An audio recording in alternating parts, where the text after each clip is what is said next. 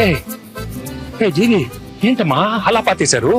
మా వైజాగ్ బీచ్ లో లోపల ఇసుక లోపల ఇలా ఏంటమ్మా? మ్యూజిక్ సిట్టింగ్ అని పిలిచారు సార్, పాతేశాడు సార్. ఈ అనిల్ చూస్తే వణికి వచ్చేస్తుందమ్మా. ఏదో ఒకటి అడుగుతాడు. నాకు తెలిసి పటాస్ అప్పుడు బానే ఉన్నాడు సార్. మీరే బాగా ప్యాంపర్ చేశారు. నేను పాడతా దగ్గర నుంచి ఈయన్ని పాతేసే దాకా తీసుకొచ్చారు. సార్ సార్ సార్ సార్ ఏంటి ఏంటి ఏంటి సార్, సార్, సార్, అక్కడ చూడండి.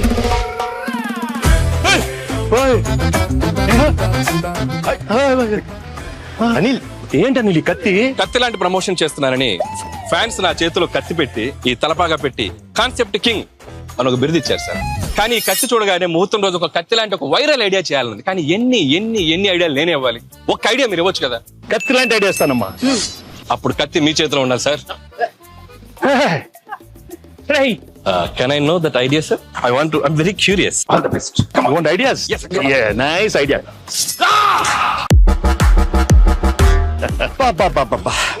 రావిపూడి రక్తంతో విజయ తిలకం దిద్దిన వెంకటేష్ గారు.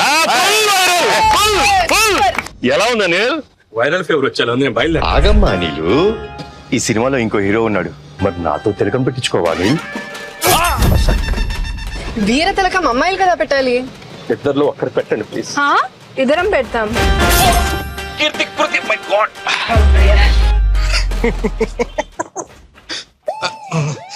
బాగా ఎంజాయ్ చేస్తున్నట్టున్నా. జీవి గారు బ్రేక్ఫాస్ట్. వద్దురా, నా కడుపు నిండిపోయింది. ఎంత రాయలసీమ బ్యాక్ డ్రాప్ అయితే మాత్రం మరీ అంత రక్తపాతం అవసరమా? మనది ఫ్యామిలీ బ్యాక్ డ్రాప్. ప్లీజ్.